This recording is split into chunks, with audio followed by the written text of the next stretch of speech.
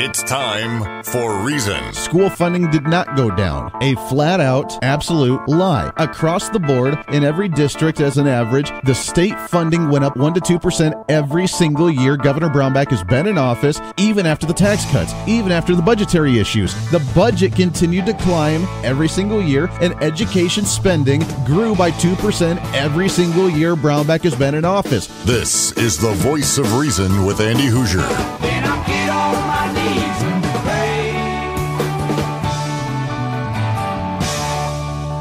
We don't get fooled again.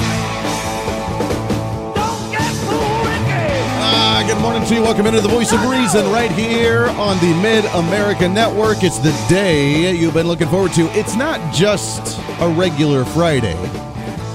I know you're a little excited about this one just for the fact that it's a Friday, it's a weekend, but this weekend is also daylight savings time. I've been waiting. I wondered when this was going to happen, and I finally got to hear it this morning, and it really made me happy. Saturday night, you actually get to turn back the clocks an hour. You get to sleep an extra hour, and I think that's a relatively exciting holiday, don't you think? A lot of states don't want to do this. I don't necessarily understand why, but I like to enjoy it. Why? Because you get an extra hour of sleep. Why not? Welcome into the Voice of Reason. It's a Friday. I am Andy Hoosier. It's an honor to have you along here on a Friday morning. Let's go ahead and do it. It's a free-for-all Friday. As we do every Friday, whatever's on your mind, whatever's troubling you, bothering you, it's okay. I am your political therapist. Let's work through it together. Let's go ahead and do it. Come on. All right. 316-721-8255, 316-721-TALK. If you want to join into the program, you are more than welcome to do so. Anything that's on your mind, whatever's been troubling you, bothering you, maybe we've talked about it this week, maybe we haven't talked about it this week, you can always chime in and let me know what you're thinking. Shoot me a message on Facebook, by the way, as well, on the Voice of Reason page, on the KQAM page, on the Facebook Live feed we have going on as well, which I do encourage you, by the way, to like the Facebook Live, share it. Let's spread the message. Let's spread the word. Let's get conservatism. Let's get activism going on. We're going to talk about some stuff this morning, especially in the first hour here, that's really, really important for conservatives, for Republicans, for the upcoming election, for the upcoming legislative session. It's really kind of important. So like it, share it. Let's get as many people to be aware of this movement that we have going as we can, because we do really have a movement going on, and I'm honored to be able to be part of it. I just want to be that catalyst to give you the information you need in order to, well, allow you to do what you need to do. Because sometimes I don't know if you listen to Dave Ramsey much when he talks about the financials and the budget, and he talks about when the only time you're going to actually fix yourself and fix your budget is when you get so angry and so frustrated that you're finally just done. You've had it. You can't deal any longer, and that's when you actually take that step to actually get out of debt. The same goes with politics. You try and disengage. You're frustrated. That little wire snaps in your head and you just can't deal anymore. You got to disengage. You got to walk away. You can't deal with it. You're angry. You're frustrated. You give up. Until that point, you finally snap and you say, that's it. I've had it. We're going to change this. I'm going to run for office myself. I'm going to go out and make sure and vote. I'm going to go and work for a campaign. I'm going to go out and walk door to door, dropping off literature, making the phone calls. I'm going to do what I have to do to try and change this, because I cannot deal with the way the system is set up any longer. I just can't. And that's really the point that we have to be at.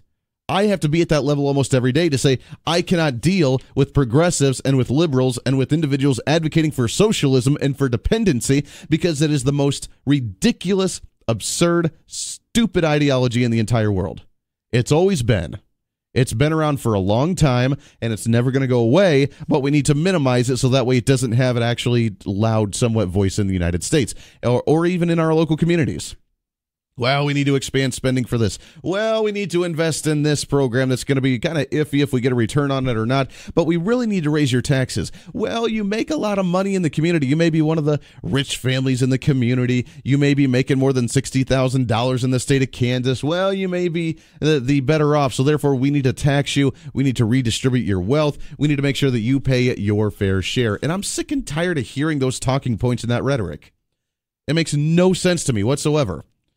So that's what we're going to talk about today. 316-721-8255. I am slowly but surely as you can hear, getting my voice back. It's still a little weak, but I am slowly but surely getting it back. It's just heavy medication every night, trying to actually just kick this sore throat, the cold, the sinus junk. It's just ridiculous. So I'm slowly but surely coming back from that. So if my voice sounds a little weak or a little calm this morning, I'm trying to baby it and be able to just exercise a little bit to get it warmed up for the morning. So nonetheless, I want to hear from you today if you have anything that you do want to talk about. The Democrats, as you know, Kansas Democrats, and again, if you're in the state of Kansas, you really need to listen to this.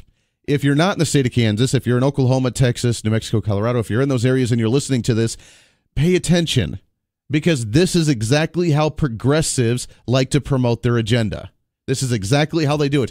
Kansas has been in a weird situation, a unique, which I don't know why we've gotten more national media attention than any other state around us, like Oklahoma, like Nebraska. I don't know why. I mean, I guess it's cool to a degree, but I don't know why we've gotten the attention.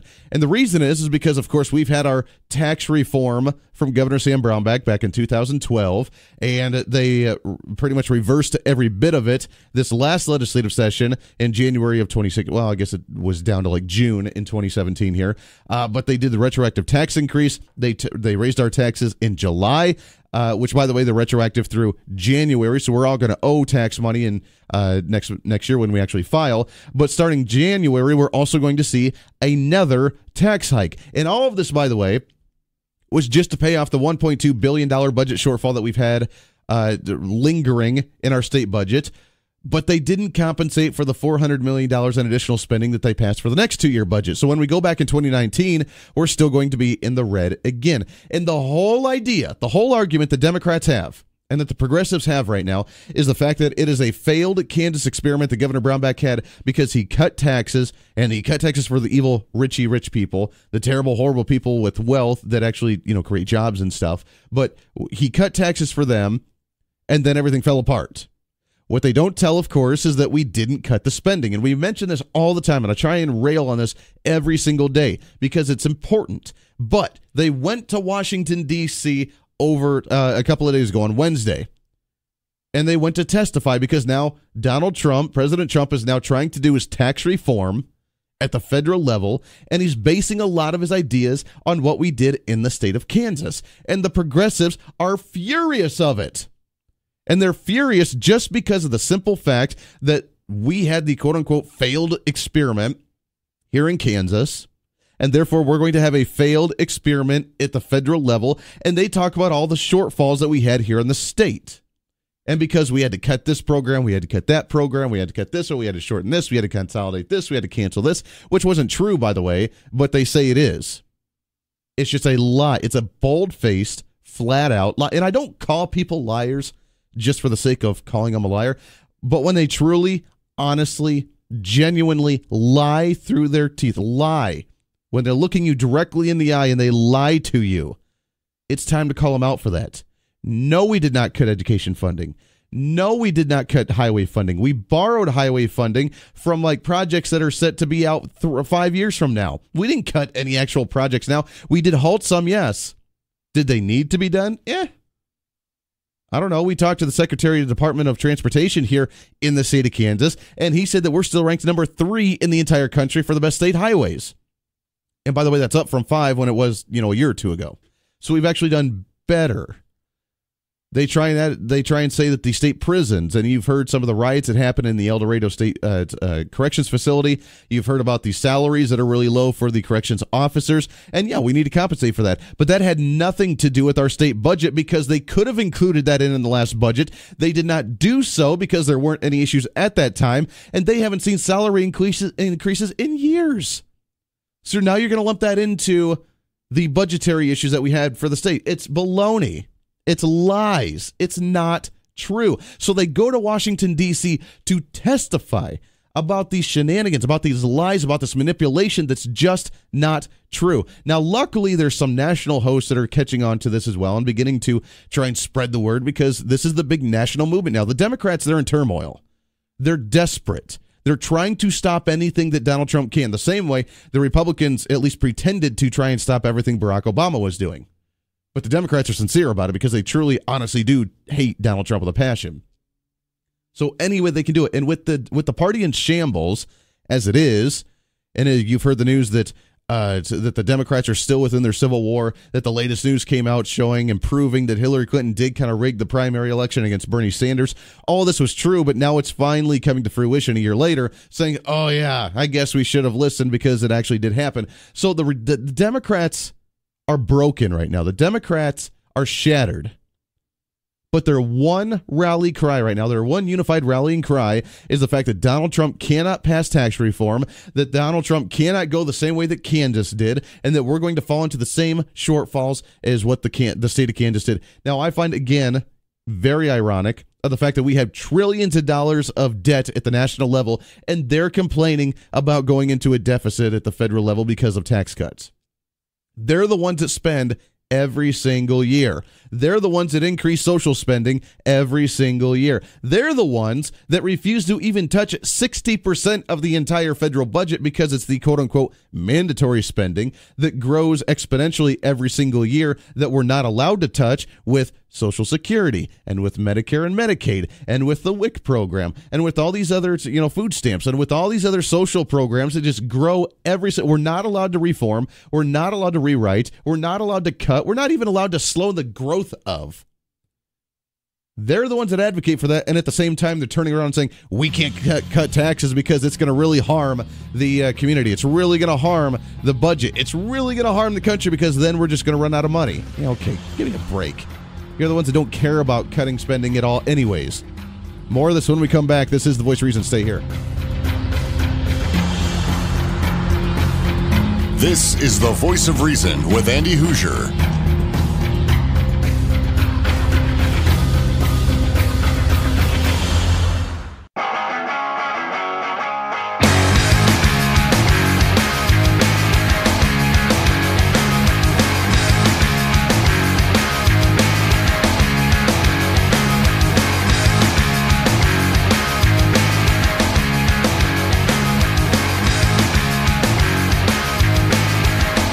Welcome back into The Voice of Reason right here on the Mid-American Network. Happy Friday morning to you, making it happen today, wrapping up the week.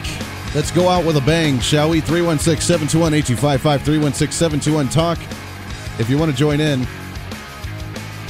we need to pay attention to this, and I really, really hope, we're going to do the best that we can, because there's not a whole lot of voices that are actually trying to express this. There are some, don't get me wrong, but we really need to do our due diligence to explain the difference between a state budget and a federal budget. You would think, I know, it's really a silly thing, isn't it? You would think that it would be a very simple, commonsensical thing to explain the difference between the dependencies a state has on outside forces like commodity prices and markets and trading, and how to set a budget as opposed to the federal government that is able to print money, that is able to set the trading, that is able to set the commodity prices, that is able to influence these things, and, oh, by the way, be able to live within debt, trillions of dollars already, by the way, by injecting money into it called quantitative easing. You would think it would be a very simple, commonsensical thing to know the difference between a state budget and a federal budget.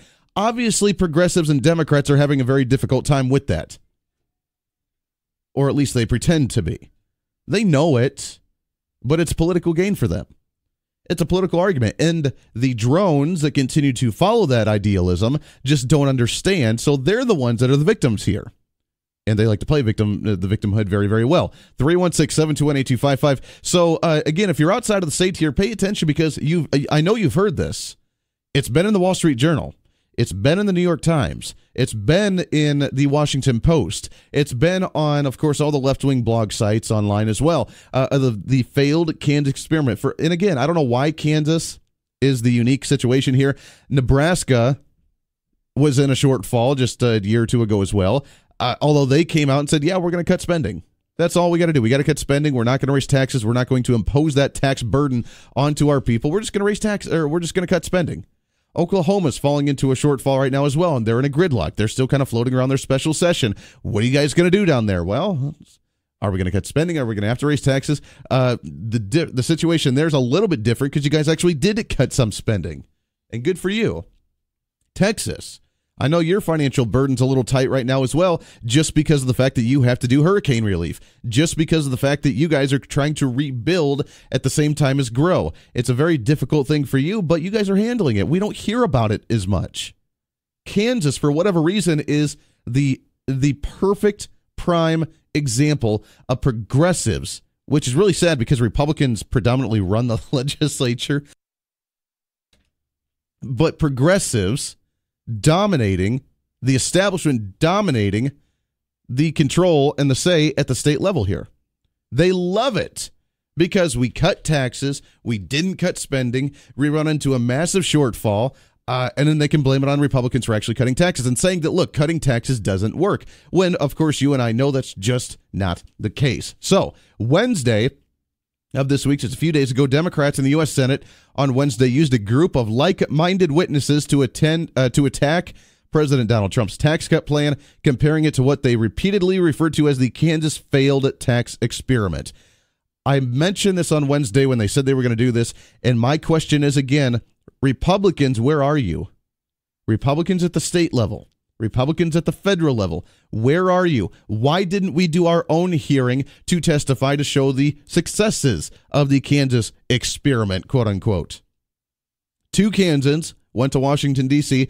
House Democratic leader Jim Ward, who, by the way, is running for governor, and State Employee Union Representative Sarah LaFrenz joined a list of national experts in assailing the 2012 tax cut experiment that Republican Governor Sam Brownback touted as a, quote, red state model. Quote from Jim Ward, the great experiment was a complete and utter failure that nearly bankrupted our state. LaFrenz, a Kansas Department of Health and Environment employee who is active in the union, represents state workers, said the budget problems force deep cuts in state government and services it provides. Quote, at last count, the state of Kansas employee workforce has been reduced by 25%. Where'd that number come from? I don't even remember that coming up at all in the state here. Now, are they talking about state employees? Are you talking about private employees? I don't even know what you're talking about. If it's state employees, then I don't see that as a bad thing. Oh, yeah, we reduced our workforce by 25%. If it's the private industry, then I call malarkey on that one as well. Lies. Lies. We see a 17-year low for the unemployment rate right now in the state of Kansas. We see new industries coming to the state of Kansas with wind energy, with dairy industries, with now the possibility of the chicken plant in the chicken industry. We've seen things doing very well here, not commodity price-wise, but job-wise, to where there's a labor shortage and we need to bring more people in because there's new industry, not because we're just cutting people off. If we've reduced the workforce, then that would mean we would have a higher unemployment rate, would it not? But we don't see it that way. So I don't even know where she's coming up with that 25% number. The reductions have contributed to staffing shortages that have made state prisons and highways less safe. Apparently, she doesn't listen to commonsensicalism. Because the state prisons, this has been going on for a long time. All of a sudden now, oh, look, now there's a problem. And they could have included this, by the way, the salary hikes for state corrections officers and additional training or whatever they have to do. They could have included that in this last budget when we already increased spending by $400 million over the next 2 years. Why didn't they? It wasn't a popular topic at the time. They didn't care. Oh, yeah, and the highways, we're still number 3 in this country, so I don't know how our highways are less safe. Lies, lies, lies, and more lies. Oh, yeah, and did I mention they're liars? This is The Voice of Reason. Stay here.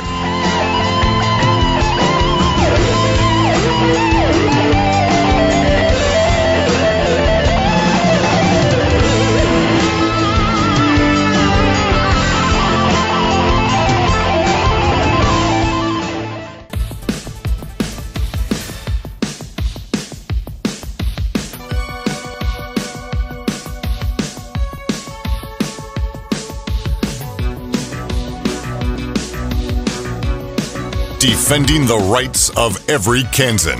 I'm not being aggressive, I'm being dominant. This is The Voice of Reason with Andy Hoosier.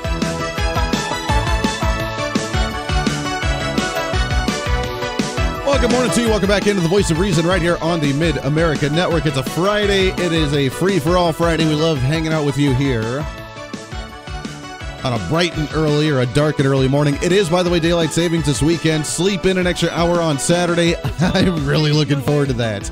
It is kind of like my favorite day of the year. Almost. How many people get to actually enjoy it? Yeah, baby, get to sleep in for an extra hour, or do you just stay up an hour later and then you actually don't get to benefit from it at all?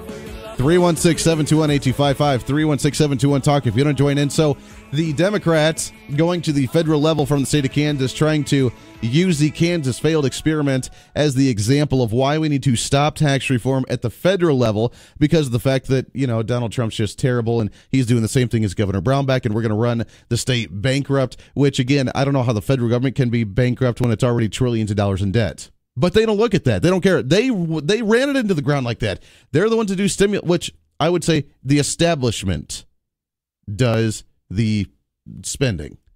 George Bush did the same thing. Republican. We tried to cut taxes, but we don't stop spending. Even Ted Cruz, during the debate with Bernie Sanders a few weeks ago, even mentioned, look, the government's not going to cut enough spending in order to make it substantial. The only way that we're actually going to sustain in some way, shape, or form is to have GDP growth. And the only way you have GDP growth is in order to have less taxes, more incentive, and to get more people back to work. And when they do that, more people are contributing, which means we have more revenue coming in, which is going to shorten that spending spree a little bit and is going to shorten that debt and that deficit just a hair, because the government will not cut. Donald Trump proposed a budget months ago with an overall 0.6% budget cut. And that was, by the way, cutting close to $800 million out of Medicare and Medicaid at the federal level, which wasn't even a cut. It was actually just a slowing of the growth of. It was still growing, just at a slower rate. And they freaked. They will not allow it to. It's the only way that we can do that is to make sure the private sector is growing faster than the government spending actually is, which is a very difficult thing to do. Barack Obama never saw more than a 3% GDP growth in the entire 8 years he was in office. The entire 8 years. Donald Trump comes in, he talks about cutting spending and doing tax reform, and we've seen 3% GDP growth all quarters, every single quarter that he's been in office so far. There's a big difference there. The stock market always closes at record highs. You're seeing that grow and grow and grow. People are excited. People have a better outlook of what's going to happen for the next couple of years because of what Donald Trump's talking about. Barack Obama, it's all George Bush's fault for 8 years. And then exactly 8 years and 3 months, we're starting to see growth again. Exactly the time that you leave office. Give me a break. Come on. You didn't see 3% growth, which we have to see anywhere from between 3 to 4% GDP growth at the federal level as an average throughout the entire country in order for us to keep up with the government spending.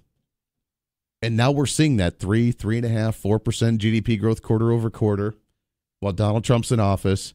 Never saw that with Barack Obama. I wonder why. They're not going to talk about that, though. They're going to talk about the failed Kansas experiment. They're going to talk about the fact that we cut taxes, we didn't cut spending because we're not allowed to cut spending because it's already really, really, really, really tight with their 2% growth every year. I mean, we just can't suffice like that. Well, our expenditures are going up as well with like insurance. So you kind of subliminally trash Obamacare while you're talking about how bad the system is with expenses, and then you need increases. Welcome to the private sector, ladies and gentlemen. Welcome to the everyday average American trying to suffer and trying to figure out how to put food on their table and go to work every day when you have more taxes coming out of your paycheck, when your insurance is more expensive, when gas is more expensive, when food's more expensive, when everything you have to buy is more expensive, and then you wonder why you can't afford to live. The government doesn't care. Yeah. We had a 2% growth in revenue this year, and we just couldn't do it. We had to continue spending, and we just couldn't cut it all, and it's just really, really tight. We had to sacrifice. Okay. Notice the difference there? Notice their mentality versus our mentality? Yeah. So the Democrats working in Washington, D.C., and they trash, of course, and just laugh at Sam Brownback, Governor Brownback, for the slump in agriculture and energy production that was to blame for the state's dropped revenues, which, again, dropped revenues to a degree. I'd like to remind again, this entire year so far, except for maybe like 2 or 3 months, we've seen revenues higher than projections and then estimates month over month. It's even before the tax increase, by the way, from January to July, we saw revenue higher than projections. We mentioned that yesterday. Higher than estimates. And the reason was because they had to change the formula, which they never did after we changed the tax rates. They didn't change the formula to guess the estimates. And then all of a sudden, once they did, we're seeing money come in better. They still haven't changed the formula based on lower tax rates. And now we see the stories like we saw yesterday with the October tax revenue for the state come back and say, oh, look. Yeah, we're way higher than estimates now. We're seeing really great things. Tax revenues coming in substantially. We're doing fantastic. It's because you haven't changed the formula based on the old tax rates to expect lower tax revenues coming in. Lies, lies, lies, and oh yeah, manipulation. One of the most controversial elements, by the way, of Trump's plan, according to the Democrats, is a proposal to lower the tax rate on so-called pass-through income. Oh, no. Isn't that what we talked about in the state? The big kahuna, the big talking point that was the businesses, the pass-through income for the LLCs, the corporations not paying the tax rate, not actually being punished, not having to distribute their wealth, the pass-through income tax. That is the scare tactic, which, by the way, the legislators that came in, the new quote-unquote rhinos, the Democrats, the progressives, that wanted to go in and reverse that and thought that that was going to fix the budget, that was only $250 million-ish of the $1.2 billion tax increase. The rest of it came from your personal income. State personal income tax. That rate went up. And as long as you, as a family, are making $60,000 or more, like you and your spouse making $30 grand each, as a household, 60 grand, you're the rich and elite, now get to pay the highest tax rate. And by the way, that's going to go up again, as a reminder, in January. One of the most controversial elements of Trump's tax plan is the proposal to lower tax rates on the so-called pass-through income. Under Governor Brownback's plan, and here's the funny part. This is according to, by the way, KCUR radio. Nearly 400,000 business owners and farmers claimed the pass-through exemptions in 2015. If they're going to lie, can they at least have a consistent lie? If they're going to lie, can they at least be consistent with what they're lying about? If you remember, when the tax reform happened in 2012, they were concerned because it was going to affect 120 to 130,000 businesses that are farmers, that are small businesses, and that are the LLCs in the state getting the pass-through income. Meaning that if you hire an employee, you're not going to be taxed on hiring that employee. The pass-through income. And businesses saw that as an incentive to hire individuals. And progressives saw that as just a loophole for businesses to get away with what they wanted. But back in 2012, it was 120 to 130 businesses. Then all last year during the legislative session, when it was the big argument, gotta repeal, gotta repeal, gotta repeal, gotta repeal, gotta repeal, it's terrible, we gotta repeal because the companies are getting away with it. We heard about the legal firms and different companies that felt quote unquote guilty about holding on to that money and not contributing to the state when the state's in such turmoil. We heard about all the businesses that wanted to see it repealed. We heard about everybody else that felt really, really jealous because businesses got to actually keep their money. And you heard all of this. And the number was what? 330,000. That was the number over and over and over, 330,000. So it jumped from 2012 to from 120 up to 330 in 2017. If we saw that many increase of LLC businesses in the state, first off, I would say that's a very good success. I would say that success that we've increased 200,000 LLC businesses in the state of Kansas in a 5-year span. That's phenomenal. Or they lied because it's not really that many, either before in 2012 or in 2017. One of the times they lied, but now all of a sudden, just months later, after June, April, May, and June, when it actually happened, when we repealed with the tax reform, it went from 330 now to 400,000. They don't know the actual numbers. They lie all the time. This reminds me of the shortfall that we had during the legislative session in the beginning of the year when every single day, it was literally on a daily basis, no matter what story you looked at, whether it was the Wichita Eagle, whether it was the Topeka Capital Journal, whether it was the Kansas Star, whether it was the Garden City Telegram, whether it was the Hutch News, no matter what, on a daily basis, they would change the number of what the shortfall in the state actually was. And it never reflected, by the way, when we saw tax revenue come in higher than estimates and projections when we could pay some of that off, because we actually got it down to close to like 800 million instead of the 1.2 billion, but they didn't report that. It was 800 million. Then it was up to 1.2 billion. Then it was up to 1.5, and then it was down to 1 billion. Then it was down to 750 million. Every day in the stories it changed. And it was during their stories, by the way, that were criticizing and attacking the shortfall that we had because of brownback policies and the failed Kansas experiment. They've lied through this entire process. They didn't know the number. It changed on a daily basis. And now apparently we've increased almost 70,000 businesses in the last 4 months. Give me a break. That's what we're going to be concerned. That's what we're going to attack, right? We're going to attack 330,000 businesses at the beginning of the year. Now 400,000 businesses that got to enjoy the quote-unquote loophole that Governor Brownback gave them. Now, regardless of what you think of Governor Brownback, I don't care. But it's conservative policies that lower taxes for individuals, that lower taxes for businesses, that lower taxes for everybody that got to enjoy them. And what do we hear from the opposition? Oh, it cut taxes for the rich. You got tax cuts too. What are you talking about? Cut taxes for the rich because they got to benefit of it more. They also pay more. Hello? They make $1 million. They pay a 20% rate. You make $10,000. You pay a 5% rate. Yeah, they pay more. So when they get a tax break, they're going to get more back. It's common sense. Apparently, we can't connect the dots any longer. But of course, they go for the most controversial part with Governor Brownback. And now they're trying to attack it with President Trump with the tax reform. And as tax reform is trying to be done at the federal level, they criticize, they attack, they hate, and this is the last desperate attempt they have. It's going to pass. It's going to go through. We're going to see tax incentives across the board for low-income individuals and high-income individuals. And when we do that, maybe we'll see even a higher GDP growth, which, by the way, again, Barack Obama never saw above a 3% GDP growth for 8 years. Donald Trump's been in office for 9 months, and he's seen 3/4 already of GDP growth above 3%. This is the Voice of Reason. Voice of Reason with Andy Hoosier on the Mid-America Network.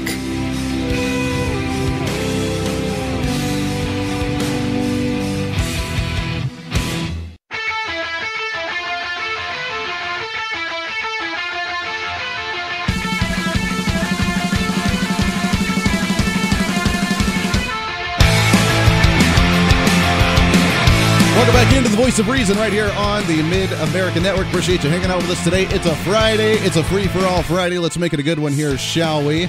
Expanding the bounds of conservatism all across the state of Kansas and beyond. We appreciate that. This portion of the Voice of Reason, by the way, it's not just a Friday. It's not just a free-for-all Friday. But as you know, we look forward to this every single week. It is a fried chicken Friday. This portion of the Voice of Reason brought to you by the Inman Harvest Cafe, 112 South of Main Street in downtown Inman, just north of Hutchinson. And Katie's on the line with us. Katie, good morning. How are you? Happy Fried Chicken Friday. Good morning, Andy. Happy Fried Chicken Friday to you, too. It's a beautiful day. You guys are getting ready. Yeah. You get there super early to get ready for Fried Chicken Friday as you're, looking at the insane amount of buffet menus that you have, all the pies that you guys do. It's an early morning and a late night for you, but it's a lot of fun. It's a double whammy because we do the midnight low German food on Thursday until 8 p.m., and then we turn around and come right back before the sun comes up on Friday and do it all over again for Fried Chicken Friday. So, yeah, the end of the week for us is a little bit rushed, a little bit stressed, a little bit exhausting, but it's always just it's just super fun. It is a blast, and I still want to see a kind of a hand count or an eye count of how many pieces of chicken fly out of the kitchen there on Friday, because I know it's got to be so many.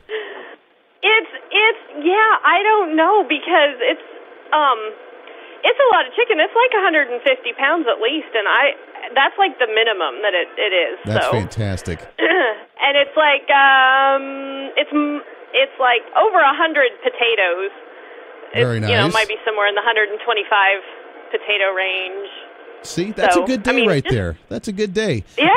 Now we have to it's a great day. Absolutely. Now we have to remind individuals that there is the buffet from 11 to 1 that you can get during lunchtime. But then, of course, the big buffet from 5 to 8 o'clock, wrapping up the night as well. First off, talk to us. What's on the list? What's on the agenda today with the long line of buffet items?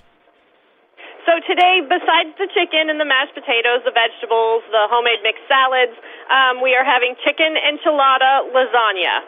Very nice. And so that is basically, it's a creamy chicken with cheese. Always got to have cheese.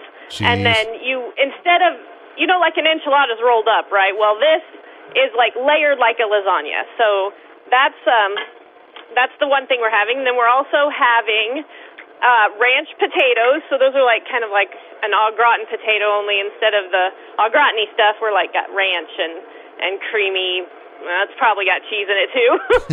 Just awesomeness right there as well. There you go.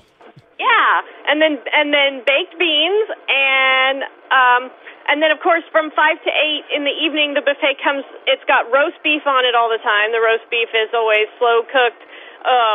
We try to do it 24 hours. That's like the goal is to roast it 24 hours. So we're having that, and then the pies tonight we have. I'll try to remind you.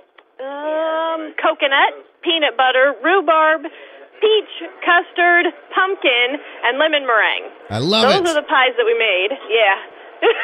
Very good. It's awesome. And I'm sure that there's going to be really more stuff fast. popping up. Yes, go for it. Okay. We have to plan for the future here, okay? Because if people are going to drive all the way from Wichita or from farther than that, depending on where you are listening to us right now, I want everybody to know that we are already planning our big turkey dinner we have every year, and it is the fried chicken Friday before Thanksgiving. So that is November 17th. I want people to put that on their calendars. If you're going to come down, and try us out, that's the night you want to come and try us out, okay? So we're going to have turkey, we're going to have stuffing, we're going to have cheesy potatoes, sweet potatoes. We got mashed potatoes. There's like so many potatoes to have at Thanksgiving. There's like never enough. Anyway, Absolutely. So Potato City. We've got everything you can think of. If it's been on your Thanksgiving table, it's also on our Thanksgiving buffet. But we also serve fried chicken because we have discovered that people expect fried chicken on Fridays. Absolutely. Well, you have to. I mean, that's just a given. But so it's going to be great. So on the 17th, not just Fried Chicken Friday, but it's a Thanksgiving at Fried Chicken Friday. That's right. Which just sounds like heaven to me. So we'll continue to remind individuals about that. It's absolutely phenomenal. I can't wait. It's going to be great. I want to keep talking about that. I love it. There you have it. It's coming up in just a couple of weeks. Before we even know it, it's Inman Harvest Cafe, 112 South Main Street, downtown Inman. Give them a call, 620-585-6925 or inmanharvestcafe.com. Katie, you guys enjoy cooking. We'll touch base with you again here in a couple hours. All right. Thanks. We'll talk to you then. There we go. Always a good time. Brought to you by the Inman Harvest Cafe. Appreciate them partnering up with us here on The Voice of Reason. Wrapping up hour number 1, hour 2 just around the corner. It goes by way too quick. Stay here. This is The Voice of Reason.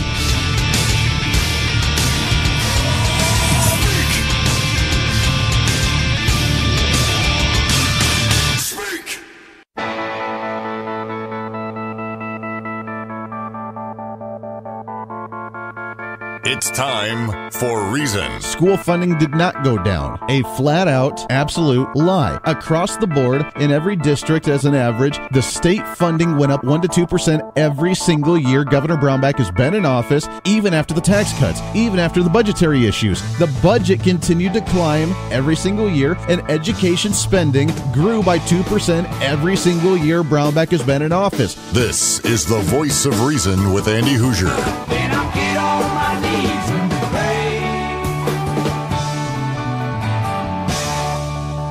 We don't get fooled again.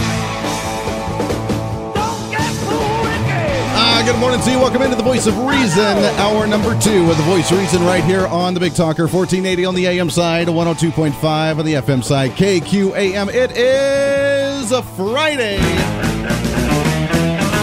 Whatever's on your mind, whatever's troubling you, you know how we do it on a Friday. We just like to have a little fun. I am your political therapist. Let's talk about it together, shall we? Let's do it. Come on. All right. 721-8255, 721-TALK. If you want to join into the program, you're more than welcome to do so.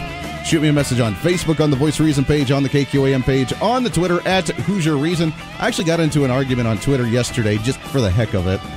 I like to throw the wrench in the system and see what their response is. You can sum up the entire progressive argument in a 160-character tweet. It's really kind of comical because they do it. Oh, I hate Donald Trump.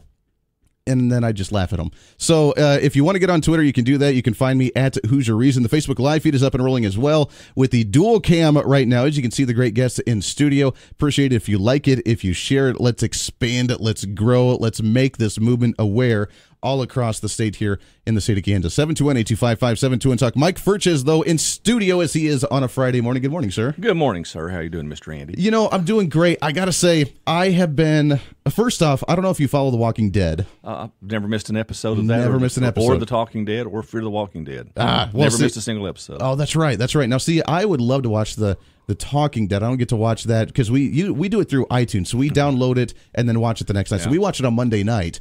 And we got to do another movie review here soon because I'm ready to go anytime. It is a lot of fun. But The Walking Dead, the first 2 episodes, what's your thoughts on that? It'll be interesting to see where they're going.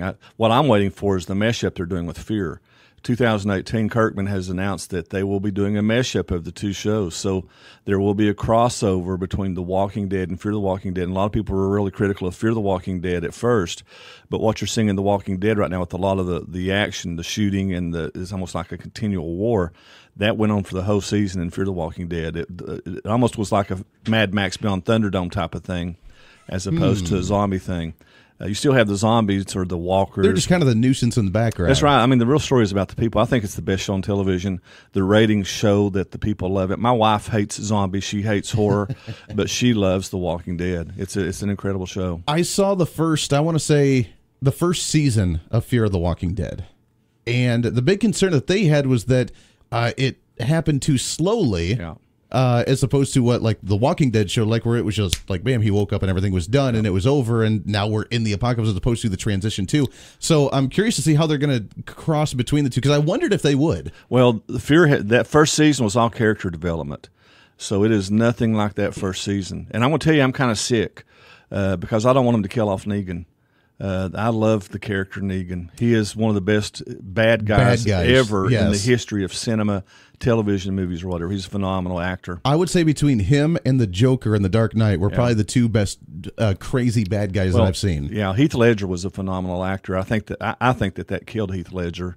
But Jeffrey Dean Morgan is phenomenal. And apparently the chemistry that Andrew Lincoln, Norman Reedus, and he have offset is fair. I mean, they're like brothers, and they hang out all the time. Sure. Together, and so that. Well, he got offered that Negan position when they called him up. He said that he was joking and said that The Walking Dead called and wanted you to be a part. He's like, I know exactly what position they want me to be in, what character, and heck yeah, I'm in. Let's do it. He's and Lucille may be one of the most memorable instruments to come around since I don't know when. I mean, everybody that watches that show, even in public, they know who Lucille is. And, not since Buford Pusser has there been a stick that meant so much. That's very true. So we're going to have to talk about that more later because it's so much fun. It's a great show. If you haven't watched it, people are like, I don't like zombies. I get it. But hey, it's not what it's about. No, they need to. It is not about the zombies. They need to watch the show. Absolutely. Well, we have an entire studio full of wonderful guests we need to get to here as we're getting into the holiday season. We're getting into fundraising, and we're getting into charity, and we're talking about doing stuff for the community, which is what we're all about here. Because not only politics does it cross into the political realm, but we also talk about making our community a better place to live and take our family. I mean, that's what we want. When it comes down to the end of the day, the politics is a small fraction of you being able to take care of your family and being a productive part of society and in your local neighborhood and community. So let's go around the room here. Everybody introduce yourself and who you're with and what we're going to be talking about today. Go ahead. Let's start over here. I'm Cheryl from Dilly's Place, and we live in the best small town in Kansas. Where's that? Conway Springs. Conway Springs. That is a town I have yet to go to. It's on my to-do list. I don't get out of town very much, but I don't get out of Wichita much. But when I do, I got to do that. I went up to Hutchinson and Inman last week, so I'm going to have to make my way out there now. We'll feed you. When we start building the playground, you can come out and we'll give you a hammer and a screwdriver. Hey, there we go. See, I do like that. I can get out of the studio and not sit down all day for something. Yeah, go ahead. I'm Crystal with Dilly's Place. Good morning, Crystal. Now, all right, talk to me. First off, what is Dilly's Place? So Dilly's Place is a nonprofit where we do a couple different things. At the moment, we are raising money for No Bounds Playground, which means it's a playground where everybody with all abilities can go. Wheelchairs can go up into the equipment, and all the kids and their parents will be able to play with them. How fun. Very good. The other thing we do is we put on a camp every year for special needs families to come out. We rent out Camp Hyde for the day, and we just put on a free camp for special needs families where they can come out and just have a nice time all day long. Very good. Very good. Go ahead. We've been there. It's a wonderful place. Is it? How fun? It really is. How fun. Go ahead and introduce yourself. I'm Shirley McCutcheon. I run two groups. See Beyond the Labels, which Okay. is a special needs art fair every year. And then right now I'm going with Santa for seniors. Very fun. I cover senior citizens in Hayesville, Kansas. How fun. How fun. So, getting into the holiday season, this is kind of the perfect time for this, as we're talking about doing a fundraising, especially for special needs and the playground. I've never heard of a playground that is handicap capability for that, for the wheelchairs to go up and have some fun so the kids can actually enjoy a little bit. Where did this idea come from? Where did you guys come up with this? Well, there is actually one in Sedgwick County, too. Sunrise Okay. Playground in Sedgwick County Park. Fairly recently built a couple years ago. That one is handicap accessible, too. Okay. But my son used to be a runner, and so we had went out to Wellington because they had a park with a fence. And this mom, she would be able to push her child in her wheelchair down the sidewalk, but had to take her out of her chair and carry her to pieces of equipment. Mm-hmm. And, that's super hard if you've ever had to carry anybody. Sure. Yeah. So in order for her child to be able to play, that's what she had to do. She'd pick her up, take her to a swing, put her back in her chair, move her down, take her to, another piece. And so we got back, and my mom was like, we've really got to do something about that. And so she actually came up with the camp that we put on. But we thought, well, how are we going to fix this problem? And she said, well, let's work on a playground, too. There's not one in Sumner County at all. Sure. So this will be the first one in Sumner County. So what does it look like in order to be able to allow them to go up and be able to play and yet still be in the wheelchair and stuff? What does the playground look like? So there'll be ramps so the wheelchairs can get up in there. There will be wider spaces for the wheelchairs to be able to go up in there. They could turn around. Once they get up to that high point, they'll be able to go around to all the little knickknacks and playthings up top. There will be a special needs slide that it has little rollers with it and hand grips where they can go down with it. There'll just be all kinds of different kind of stuff that they can play with all the other children and be able to all play together. How fun. How fun. I've never even heard of such a thing before, so it's really good. And in other states, in Ohio or in Colorado where I grew up, neither one of those states that I knew of had the capability of something like that. So this is, I think, relatively unique for a community. This is really fun. Yeah, and just the past couple weeks, there have been 2 TV shows that have been talking about these types of playgrounds, and that they're trying to start the initiative too, of getting people out there and even being aware that, hey, your kids might be able to play, but my kids can't. Sure. And so trying to, broaden people's horizons. Sure. Very cool. Let's go ahead and take a break here. 17 minutes past the hour. We got a lot to cover this hour. When we talk about this, we'll talk about how it's going to be structured, kind of the cost of it, the fundraising, the ways that you can be part of and you can benefit from, along with getting into the festive holiday season. It is open lines to you, 721-825-72-UNTALK. Mike Furches, wonderful guest in studio here. Stay tuned. This is The Voice of Reason. This is The Voice of Reason with Andy Hoosier.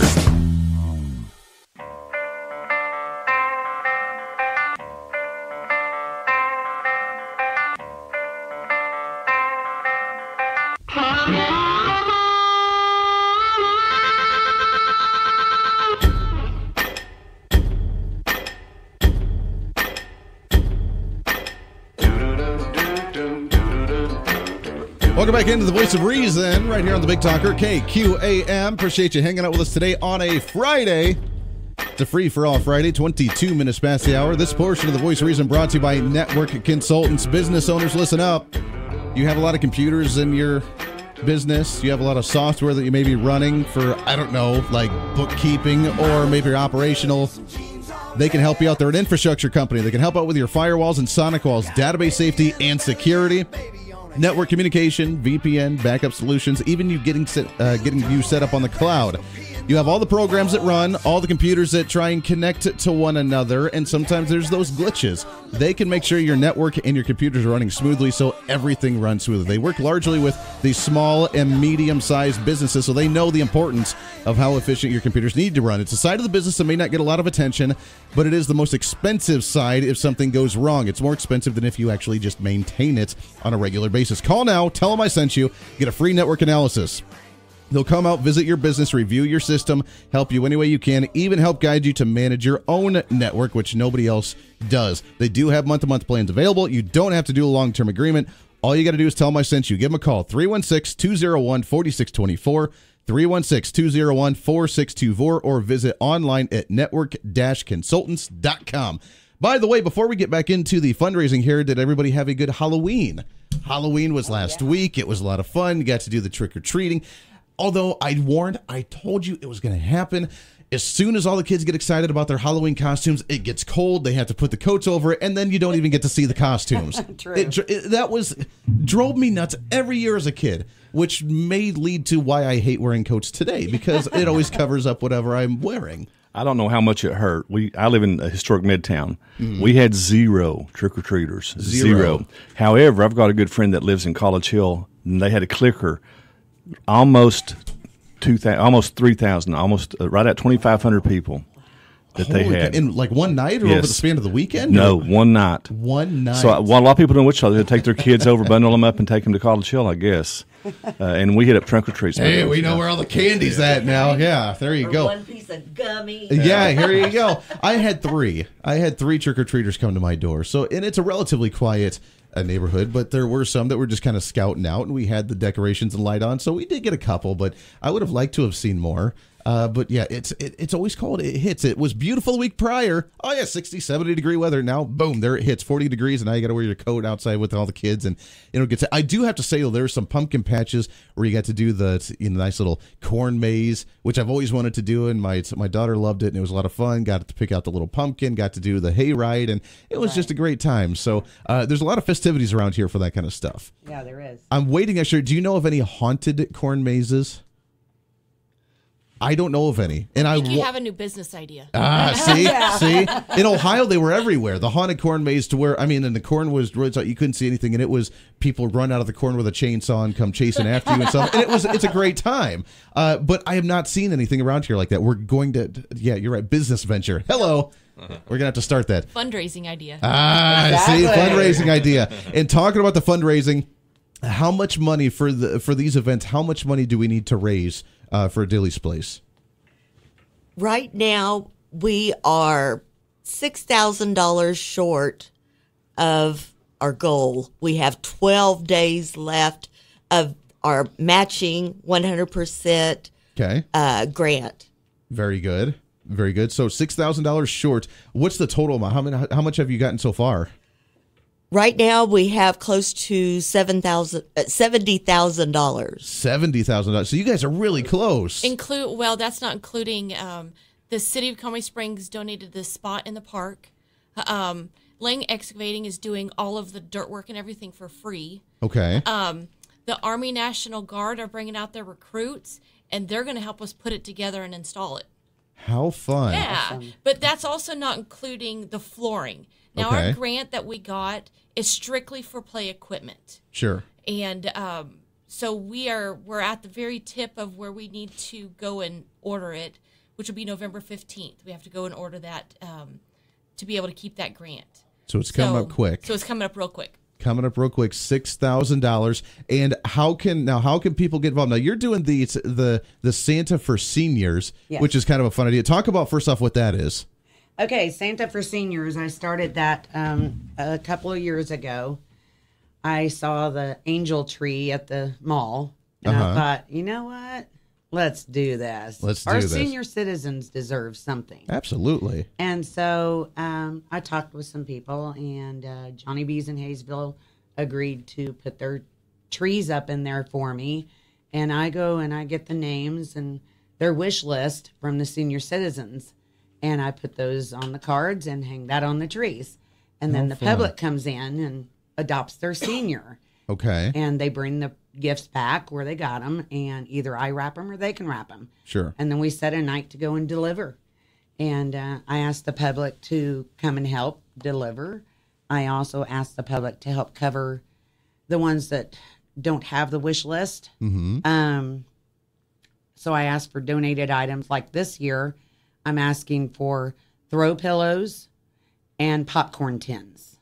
Ooh, okay. So I am like covering 300 to 350 senior citizens in Hayesville. Wow. The nursing home, the high-rise senior living, and the senior center.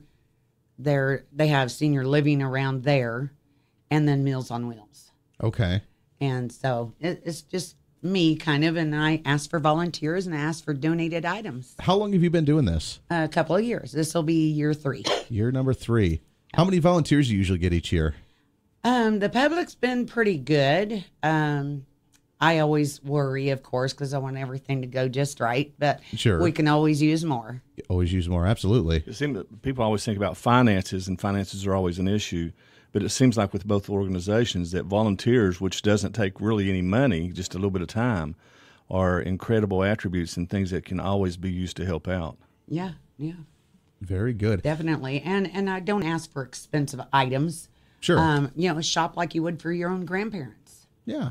Well, I gotta say, and I love this. I love this topic not only with the children, because I mean that's what the holiday's all about as well, but then with the senior citizens. And I miss my grandma. My grandma's in Ohio. I haven't seen her in 8 years, and we're gonna try and get back this year. But it's one of those to where we need to have the family time and have the fun with the family members who may not get to enjoy that. Let's take a break here. Bottom of the hour news. When we come back, we'll talk more about what you can do to help contribute and be able to volunteer with that part of it, along with raising that last little bit of money here. $6,000. Come on.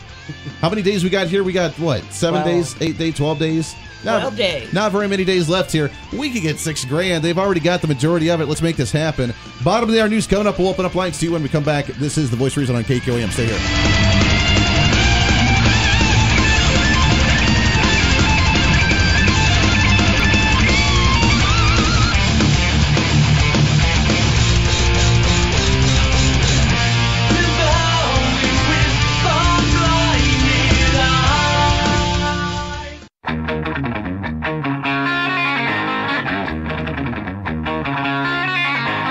You're listening to The Voice of Reason with Andy Hoosier, your personal political therapist.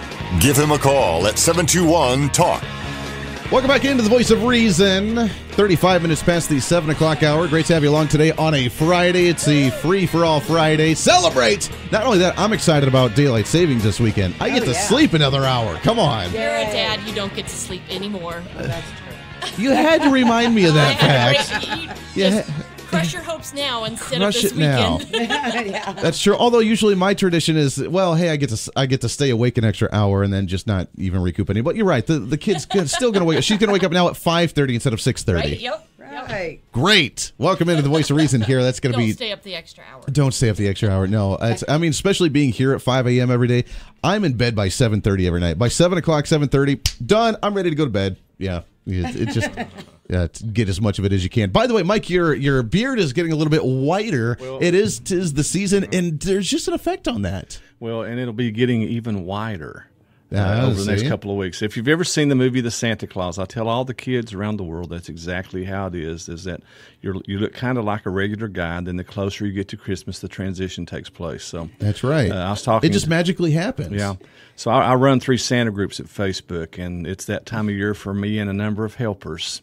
That's right. That's right. See, they just I don't play Santa Claus. I don't play it. Mm-hmm. I am Santa Claus. You are Santa Ozzy Claus. Osbourne got it. Well, not Ozzy. The dude from Bob Rivers. He does a song off of Ozzy Osbourne. I'm Iron Man. That's right. I am Santa Claus. So.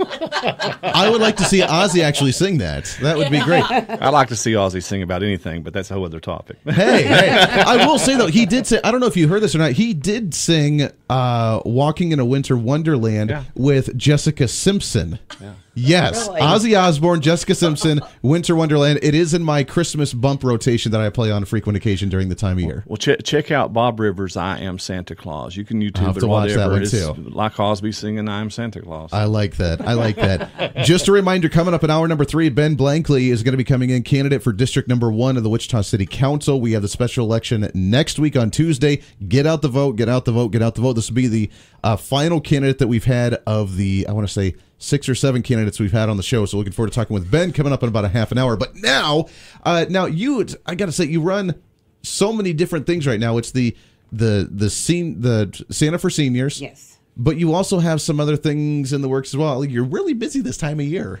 Very. what all do you have going on? After Santa for Seniors wraps up, that's when I start full gear into See Beyond the Labels. See Beyond the Labels. Now, What is that? We became legitimate last year as a nonprofit. So now I have me, the president and vice president and treasurer. Okay. I go around to any business I can find to have them donate goods or services so that I can do silent auctions for the public. Sure. I also take donated items, all kinds of stuff, so that I can sell. I was going to say, But what I also sort of display things? the kids' art. Okay, very good. What sort of things do you get donations for usually? Oh, let's see. Several times I've got a flight for 3 from Augusta. Okay. I'll get a box of wine. I'll get beauty salons, grocery stores, Sure. massages, Very all nice. kinds of stuff that the public can bid on. It's really great prizes. Okay. And all the money, 100% of everything that I make on this art fair goes straight into the special education account for the Hayesville schools. Very and it's good. split between 4 schools for the life skill classes. Okay. Very good. Now, you get all these things. Is there a deadline on if you want to donate, if people want to contribute, what's the deadline for that? For See Beyond the Labels? Yes. Yes. The art fair is the last Thursday, Friday, and Saturday in April every year. Okay. I try to get all donated items by the first week of April Okay. because I have to have time to put it all together. Sure. But between January and April, I'm running crazy trying to get all these donations. Getting it all and ready. pick up the kids' art because I feel like everyone should be able to see what their abilities are, Sure. not their disabilities. Absolutely. That's a good way to put it. I like that. Yeah, Absolutely. that's why I named it See Beyond Their Label. See Beyond their label. Absolutely. Now, going back real quick to the Santa for Seniors, Yes. people want to donate, contribute. They want to volunteer a little bit. How can they be part of that one as well? Okay, I'm gearing all of that right now. I'm right in the process of finishing up all the interviews with the seniors Okay. to get their wish list. Then I start putting everything together. I belong to a group on Facebook called Hayesville Happenings. That's where I mainly go through for Kind of a community getting the bulletin news board out. thing? Sure. Yes. Okay. Yes. And right now the big need is for someone to come in and adopt their senior. And also donated items like popcorn tins and throw pillows. Sure.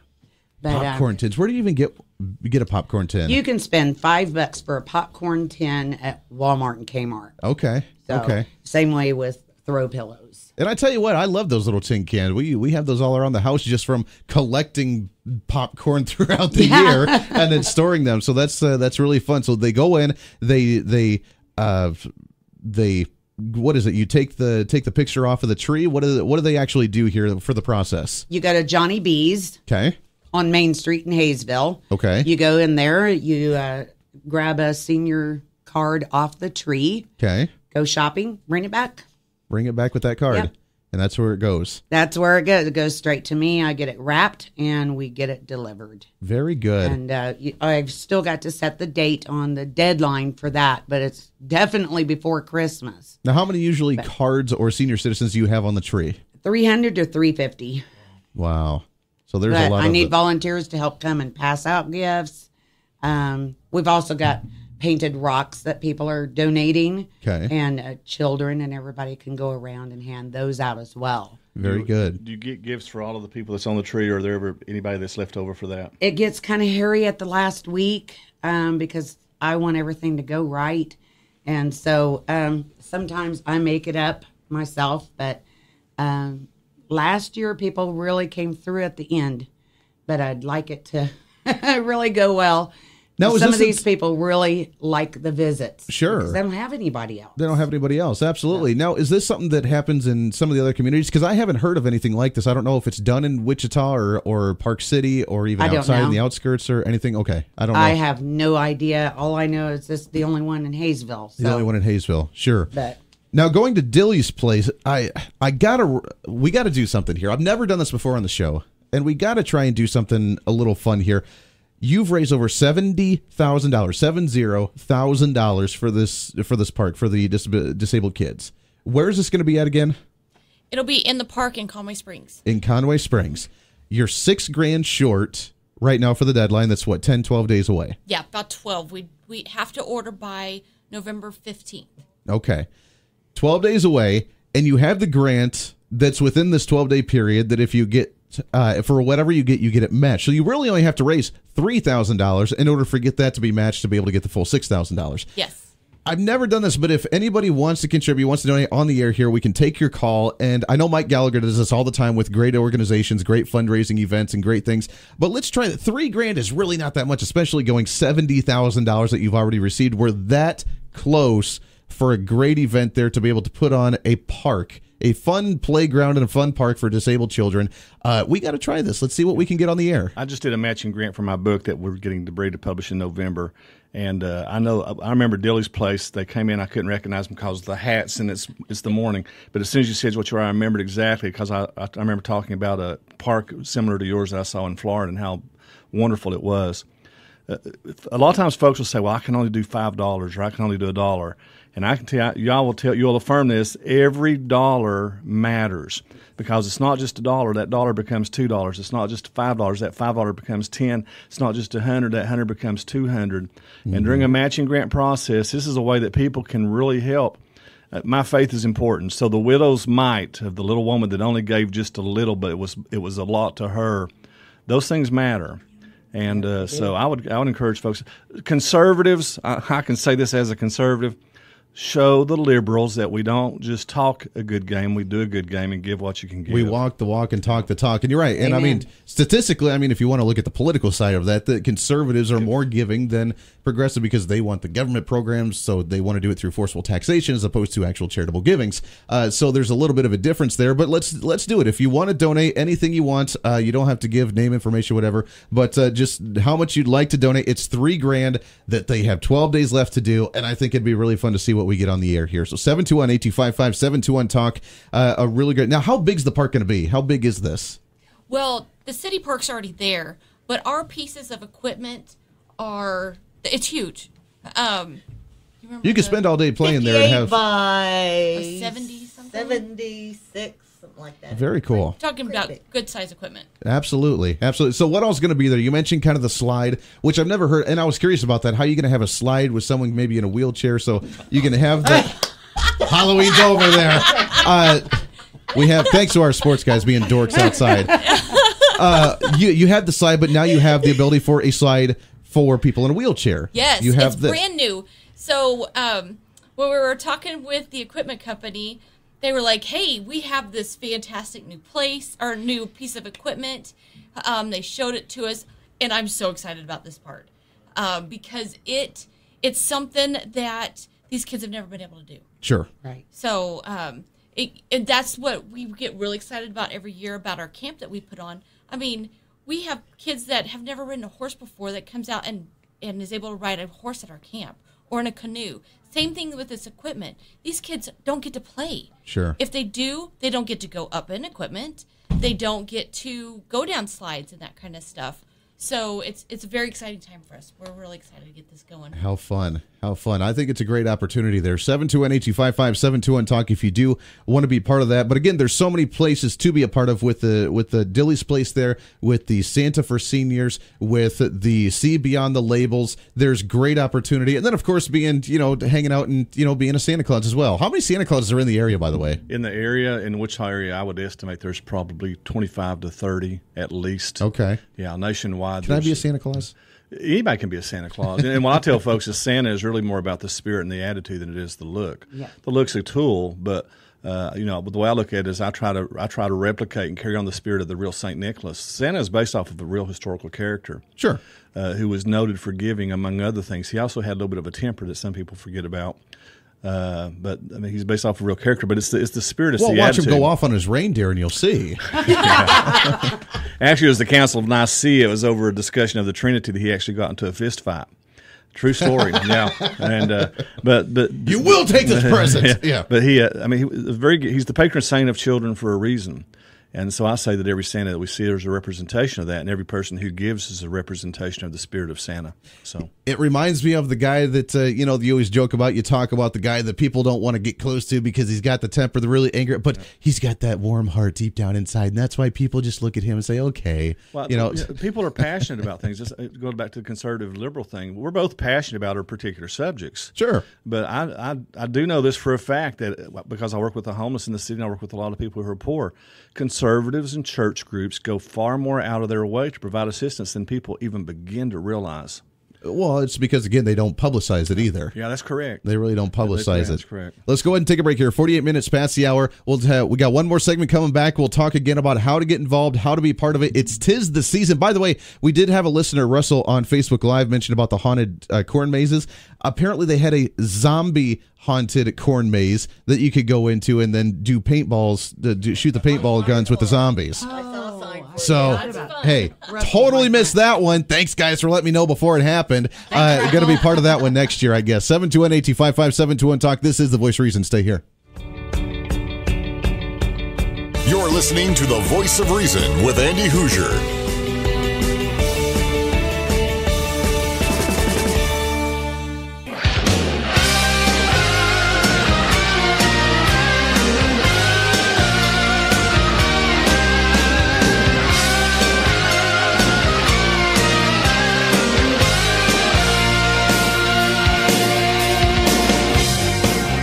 Welcome back into The Voice of Reason, wrapping up hour number 2 already. It just goes by way too fast. Coming up in the next segment, hour number 3, we're going to have Ben Blankley, candidate for Wichita City Council School Board, Wichita School Board District number 1. He'll be joining us here for a little bit in just a moment. But first, wrap it up here. We have such great, 'tis the season. The festivities have begun. I'm going to have to become a Santa Claus now.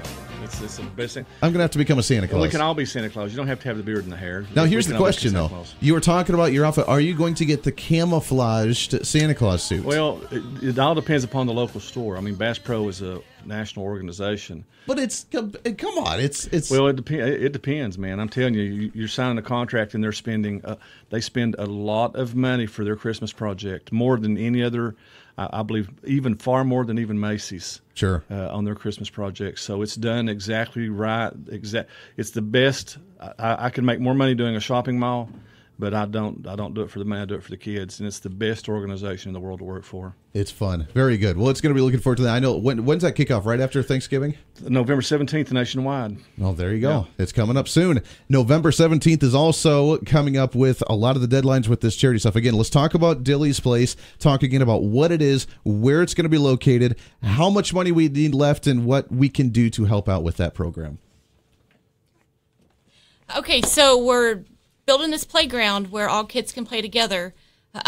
So we need about $3,000. We need you to match us $3,000 is what we need. So you can get a hold of us on Facebook. You can look us up at Dilly's Place. You can look us up at Dylan Henderson because Facebook made us change that page too for the name of it. You can email us at Rocket Mail. You could PayPal us at Rocket Mail or Dilly's Place at rocketmail.com. You can call the Conway Springs City Hall. They will direct you in where to call, where to send your money, where to come and donate. You could go to dillysplace.org. Look us up on Facebook, our blog site, our email, all over the place. Yeah, find us. All over the place. 12 days left. $3,000 to go. I know you guys are going to be able to make that. You've come so far already. That's a huge astronomical thing to be able to get $70,000 already. We've been working a long time, and everybody really wants to be a Santa, and the spirit of Santa is the spirit of giving. That's what it is. Dillysplace.org again was the website for that, and then of course Facebook and everything else that goes along with that. Very good. Also, Santa for Seniors is coming up. Be able to sponsor a senior, be able to get a little gift for these individuals. Where can people go to participate in this as well? Look for me on Facebook, Shirley McCutcheon. Try to follow the posts on Hayesville Happenings on Facebook. Okay. But the big one also is going to Johnny B's. Johnny B's down in Hayesville. It's on Main Street. Yes. And when are you going to have the tree up, you said?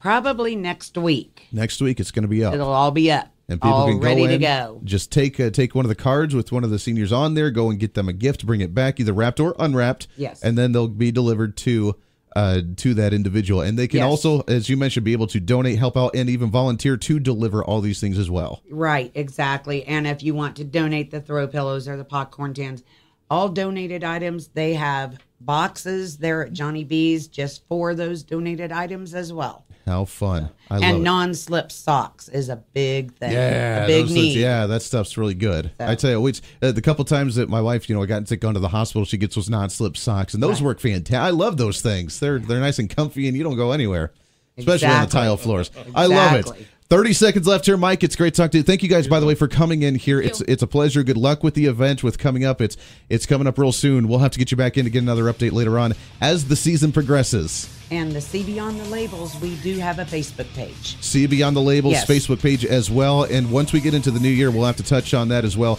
going into that one. Everybody, Merry Christmas to you. Thanks again for coming in here. Mike, it's always a pleasure. We'll get you in next week again. Until then, hour number 3 of The Voice of Reason, Ben Blankley going to be joining us, Wichita School Board candidate. We'll talk to you when we come back. This is The Voice of Reason.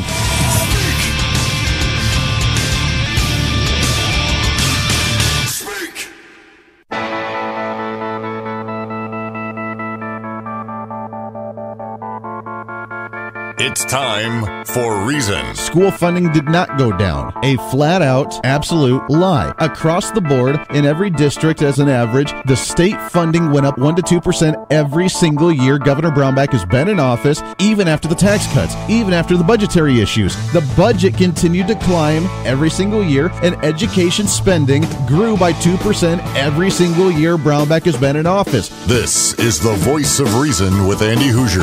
Then I get on my knees and pray. We don't get fooled again. Don't get fooled again. Good morning to you. Welcome into The Voice of Reason, hour number 3 of The Voice of Reason right here on the Big Talker, 1480 on the AM side, 102.5 on the FM side, KQAM. It is a Friday. What we do every single Friday, it's the lines are open to you, whatever you want to talk about. We've touched, we've not touched throughout this week. You're more than welcome to chime in because it's a free-for-all. Let's do it. Come on. All right. 721-8255, 721-TALK. If you want to join into the program, you're more than welcome to do so. Shoot me a message on Facebook, on the Voice of Reason page, on the KQAM page, and on the Twitter at Hoosier Reason. The Facebook live feed is up and rolling as well. We appreciate you checking that out. If you just want to like it, share it. Let's spread the word, baby. Expanding our movement, our grassroots campaigning the way that we do. Throughout this week, and even a little bit of last week, as you know, we've talked to a lot of the Wichita school board candidates. We've talked to a couple of the city council candidates. Tuesday is the big election. I know it's a small one, quote unquote. It's a special election, quote unquote. It's time to get the word out. It's time for us to show up. And it's time for us to make our voice heard, and that's what we want to do. Now, because of the idea that they're not labeled technically as Republican, Democrat, so on and so forth, it's very difficult to understand a platform of somebody. It's very difficult to understand who they are and what they believe in. And special elections like that are difficult. The voter turnout is very low, and I lump it up largely to that reason, that you just don't know. So our goal has been to get as many candidates on as we've been able to squeeze in on this show. Good, bad, and indifferent. We've agreed with some. We've disagreed with some. But the time of talking to them really doesn't matter. I want them to be able to talk about their platform, their candidacy, what they want to do, and the ideas that we have. Because when it comes down to it, especially with the school board, it's about the children. It's about taking care of the children. It's about finding ways to better the children, bettering the next generation above us. And that's what we're doing here. So our final candidate that we're having on here before the election, I'm really excited to talk with candidate for District Number 1, going up against Betty Arnold, whom we talked with on Tuesday. Candidate for District Number 1, Mr. Ben Blankley, is in studio here. Ben, how are you, my friend? I'm doing fine, Andy. Hey, I appreciate you coming in here. Start off just talking about, a lot of the listeners may not know who you are, kind of your background a little bit. So talk about where you've been, what you've done, and what led you up to this point. Well, so I've lived in Wichita for 10 years, and I've worked as a systems integration engineer at Spirit Air Systems that whole time. Okay. And so I come to the candidacy from an advocacy activist kind of background. So I was previously on the board of directors of the Wichita Community Theater. I was elected president there, dealt with the community, dealt with issues involving public policy and things like that, and finally realized that in order for me to really affect change, one way that I could really do that is run for office. And so I decided in June to run for school board. Very good. Very good. Now, school board, it's unfortunately been a politicized position because, like we mentioned, I mean, the school board, for being focused on how to work with curriculum for children, how to better the system for the local school district, it's been politicized, unfortunately. But like you mentioned, I mean, wanting to do that change, wanting to help the kids, and the school board's the best way to do that. Mm-hmm. That's right. Not only do we educate 50,000 students a year, but also we're the fourth largest employer in the region, and I think that makes a big difference in terms of, our effect on Wichita community at large. Sure. Talk about some of the ideas that you do have. You said that you wanted to change things, and you do that through the activism that you've done in the past. What are some of the ideas that you have for the school board? So one of the things that I could bring that's unique is I'm one of the youngest candidates running in this race. I'm a young parent myself. I have a full-time day job. I have a lot in common with not only the parents, but also the teachers and the certified staff and the school district. So I think I can bring a unique perspective to the decisions at the board table from that type of background. Sure. Talk about, with that experience going in there, the school board covers, they work with the parents, they work with the curriculum for the children, they work with the school district's budget, which I know has been kind of a talking point on the political sense a little bit. But let's start off with the parents, the transparency, the discussion the school board has with the parents, working together, being able to work on what the children need best. I mean, how important is that to be able to work with the local families? It's extremely important because it affects their lives directly. When the start times were changed, that affected every parent in the district. People had to change their work schedule. Some people had to change jobs just so they could get their kids to school on time and back home on time. It's incredibly important to have that open environment that you can accept comment from the public. You might not act on everything that they provide, but you at least need to listen. You at least need to be open and willing to sit there and get the tough conversations going and talk rather than just stonewall. Kind of doing your own thing. Well, and it's been a heavy discussion, especially like you mentioned, the last year when the school year was shortened a little bit, was extended for 30 minutes, and it threw off the teacher schedules a little bit for having more time in the classroom, plus the more homework. The parents still trying to adjust a little bit with their schedules. It was announced a couple of days ago about the workings potentially re-extending the school year again and shortening the school day. Do you think good idea, bad idea? Where do you think we're going to go from here on out? I think it was good to go back to the original schedule. It was a little disheartening that they put it in the negotiation process. I think that should have been separate because it really wasn't a budgetary issue in this sense. I understand the negotiation process and how it's fairly complicated because I'm a union member myself in my job. But it was just the way it went about was kind of not as well defined as it could have been. Sure. Let's shift a little bit to, it's a lot of the listeners want me to ask this to every candidate, but to take it to a little bit further step, but they want to ask about Common Core and the stance on curriculum in the school district, but we can take it to another step. So first off, what's your thoughts on the curriculum? Do you like the idea of more of a Common Core style or more of the kind of tailored individual class by class and teacher by teacher? But what's the next step to take the curriculum to the next level in the school district to help out the children? So curriculum development, it meets state standards, and so a lot of the decisions regarding that are made at the state level rather than at the local level. Sure. But at the local level, what we can do is we can tailor our specific curriculum to the individual building even, because we serve a wide variety of students. As I said, 50,000. And so in order to provide an adequate and equitable education for every student, you need to specialize. You have IEPs, you have honors classes, things like that you can achieve through the budget and policy process that can customize the learning environment for each student and allow everybody to succeed. Sure. And one thing that's been, another hotly contested issue is they break it down in the demos with certain schools that may be struggling a little bit with success rates, with test scores, with graduation rates. They break it down into even minority students that may be struggling a little bit.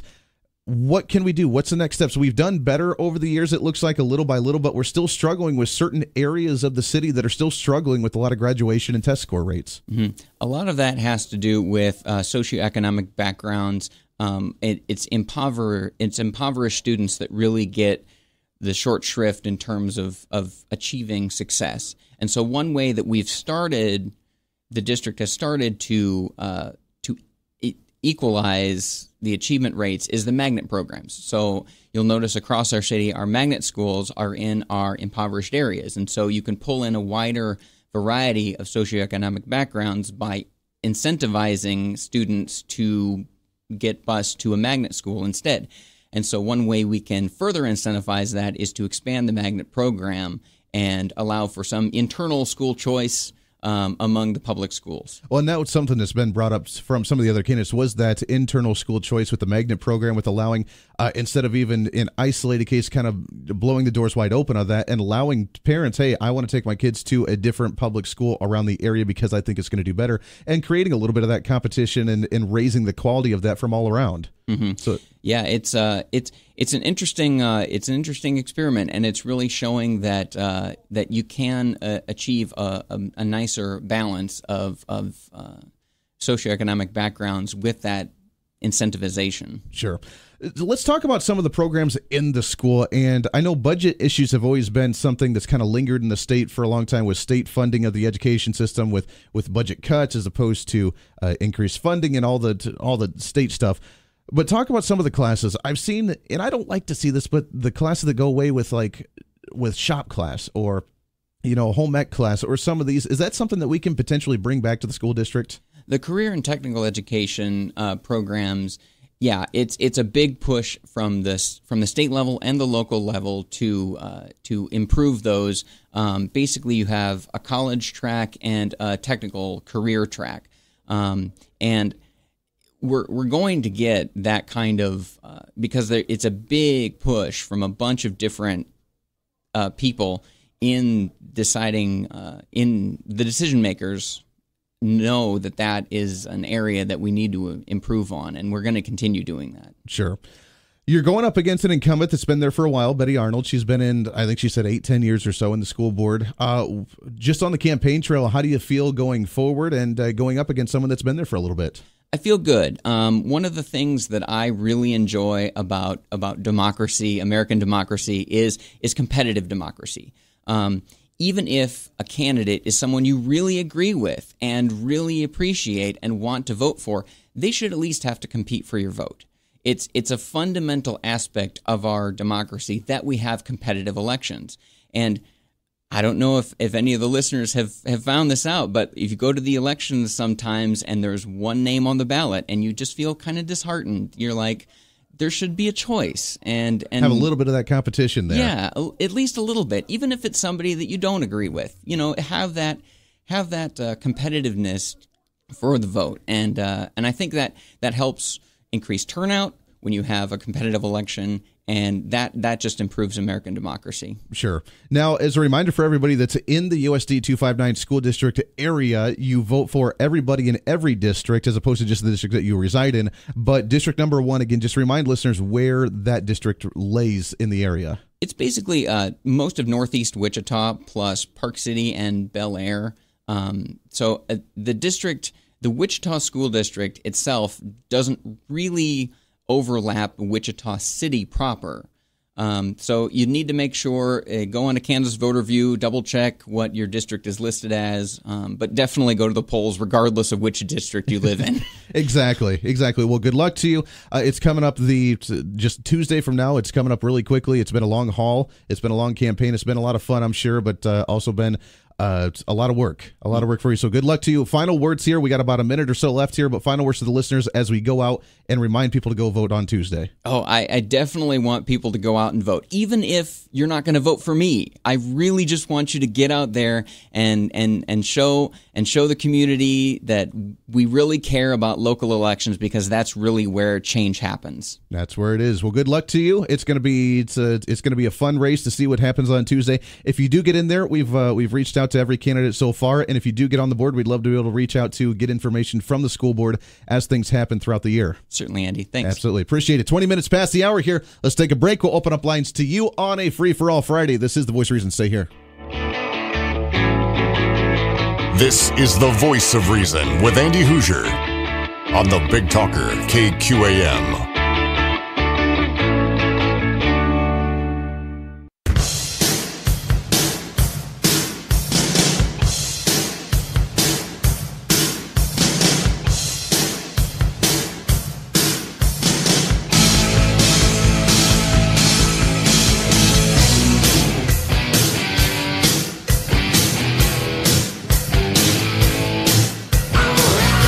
Welcome into The Voice of Reason right here on the Big Talker KQAM. Appreciate you hanging out with us today. It's a Friday. It's a free-for-all Friday.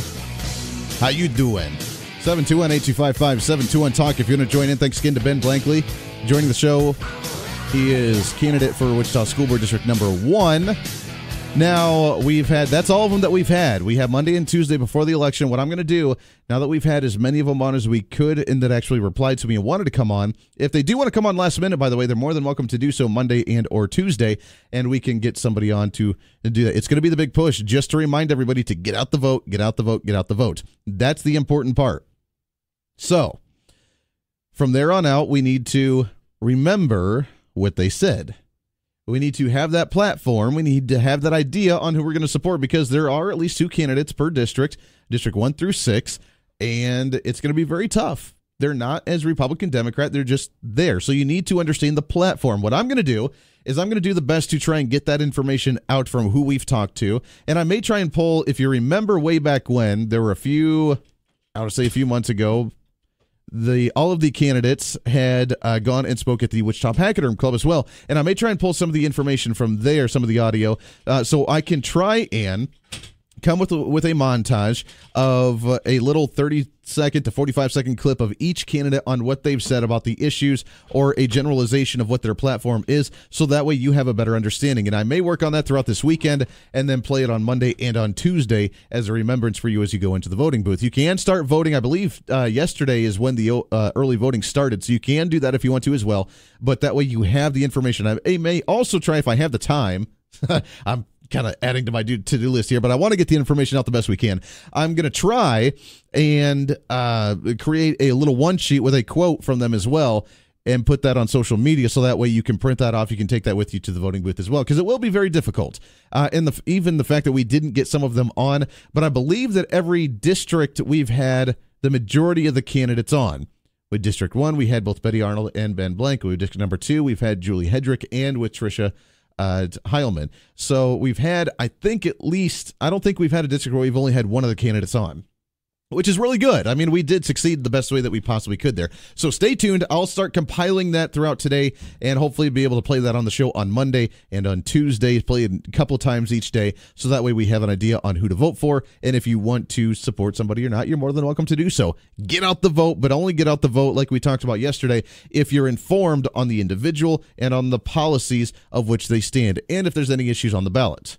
I do not like just having everybody go and vote when they actually don't follow politics. I do not like people going and voting just to say they vote when they actually have no idea what's going on, and then they end up causing more damage than good. I want people to be engaged to actually go and vote, and there's really nothing wrong with that, is there? to actually say that you want someone to be informed to go and vote, because when you just listen to a 30-second campaign message on TV or on the radio, that's great, but is that their entire platform? Especially when you get into the national and the federal elections, and you talk about the president, and you talk about Senate races, it gets very dirty, and there's some mudslinging that goes on that really is unnecessary. So we're going to get you the information the best that we possibly know how to. This is a show unlike anything else that's ever been on these airways before. Why? Because we do it, and we do it in an entertaining way and get that information out to you. Everybody, as much as we possibly can. Let's cram in here, baby. Let's do it. It's a free-for-all Friday. Let's take a bottom-of-the-hour break. We'll open up lines to you. Anything you want to talk about, good, bad, or indifferent. Let's have some fun with it, wrapping up a Friday on The Voice of Reason on KQAM. Don't make that face or won't be pleased. Don't make a sideshow of yourself.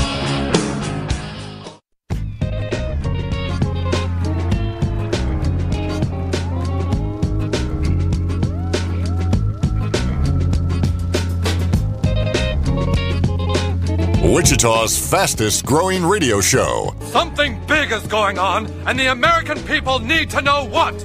The Voice of Reason with Andy Hoosier on the Big Talker, KQAM. Hey, welcome into the Voice of Reason right here on the Big Talker. Appreciate you hanging out with us. I'm really confused. I'm kind of confused right now.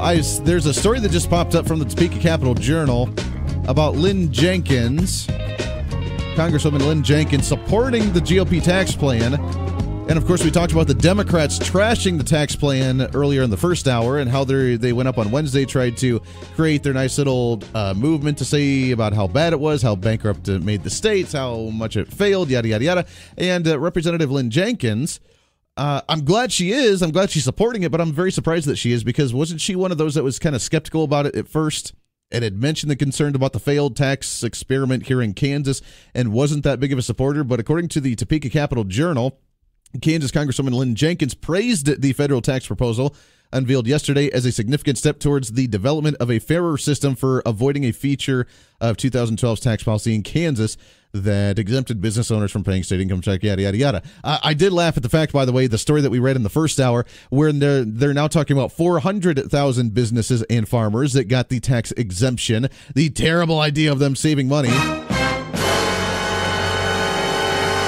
But when you lie, it's hard to keep your lies straight sometimes. If you remember in 2012, when this actually passed, they were talking about 123,000 businesses. Then last year during the legislative session, it was 330,000 businesses. Now apparently it's 400. So when you lie, the truth comes out in the end at some point because, well, you just can't keep your lies straight. So I'm wondering what number it is. It kind of reminds me, again, of the budget shortfall that we were in, where that changed daily depending on what story we read, that ranged anywhere from $750 million to $1.5 billion.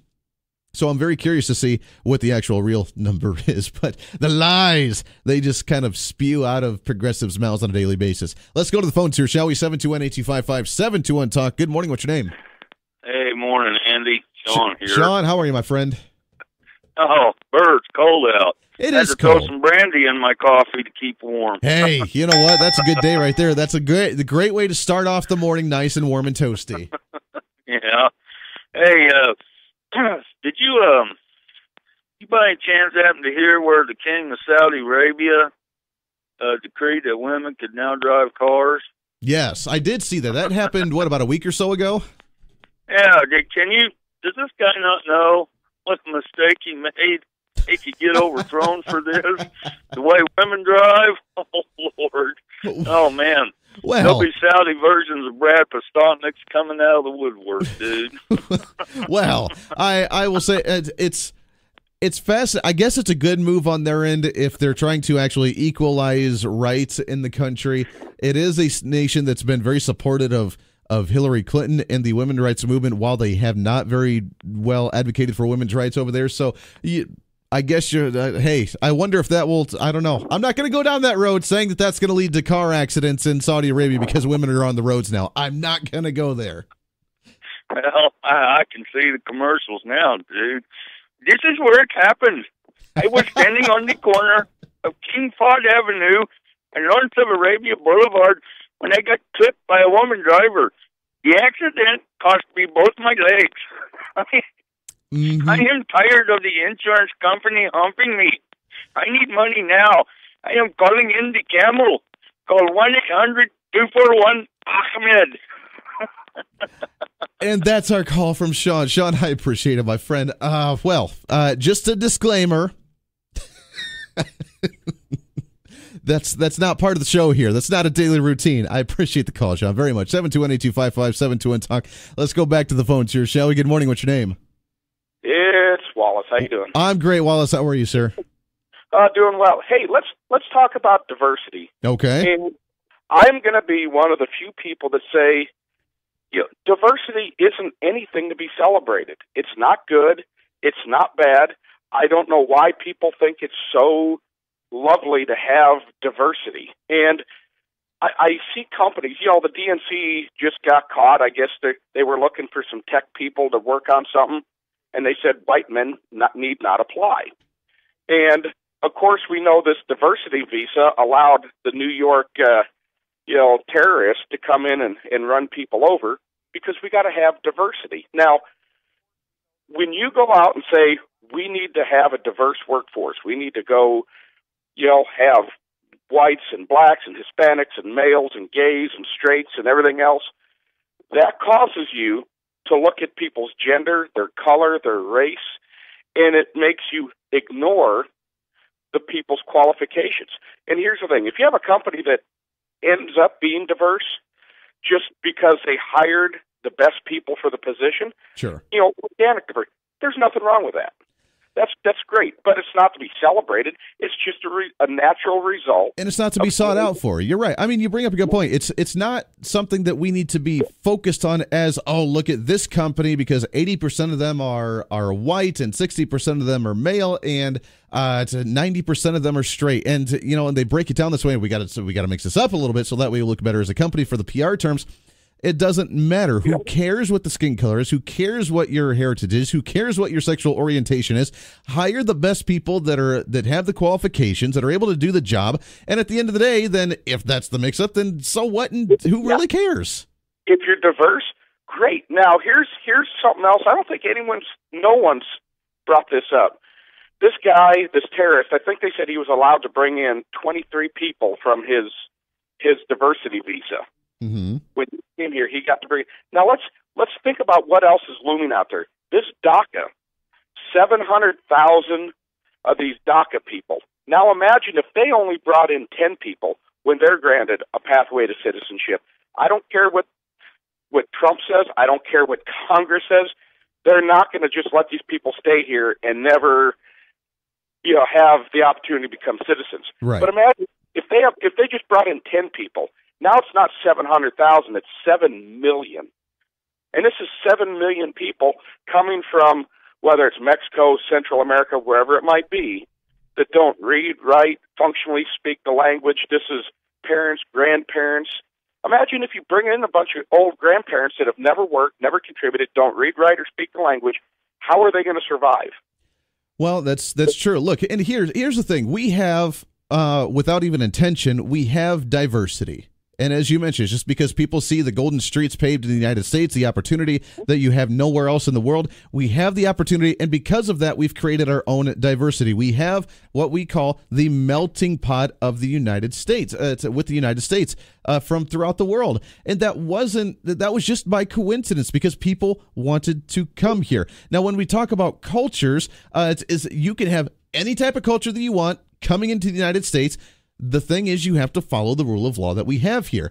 And the problem is, progressives want to attack the basic fundamental foundation of our rule of law because they say that on the most basic level offends some of the cultures coming in here with how we operate our society. And if they're not able to operate or function within our society with the rules that we have in place, then theirs may not be the best to come here. And they know that. That's why the majority of them don't even want to. And they stay there unless they come here with the intent and the agenda to do harm. But the majority of the cultures, again, you can keep your traditions, you can keep your heritage, you can keep whatever you want to in your home. We read the story about a week or so ago about in California, close to 80% of families don't even speak English in the home, in the household, which is fine. I don't care. But when you walk out of your home, in the privacy of your home, and you're part of the public, then you have to be able to assimilate to the basic foundational operating sense that we have in the country, which is speaking English and following the rule of law. No, and that's exactly right. I just saw a story earlier in the week, end of last week. There was a guy, I think he was Somali or one of those countries. He raped a woman, and the judge acquitted him because he was naive of our culture. It was some cultural naivete. And I'm like, wait a second. When you come here, look, you want to come here and you bring some of your culture, that's great. But it's a secondary culture. You're giving it up and being subordinate to the American experiment. To the American culture. You're right. When you rape somebody just because that's your tradition, guess what? When you come here, that may be a tradition for you, but that's against the rule of law here, and you're not going to get away with it. And if you don't like that, then you can go back to where you enjoy that culture that practices that, because we're not going to tolerate it here. You can't claim the naiveness of something like that and then try and get away with it, because that violates our rule of law. And if you don't like that, too bad, so sad. Thanks for saying it. I appreciate it, and have a good day. Wallace, I appreciate the call, my friend. No, you're absolutely right. Diversity is not something that we need to focus on.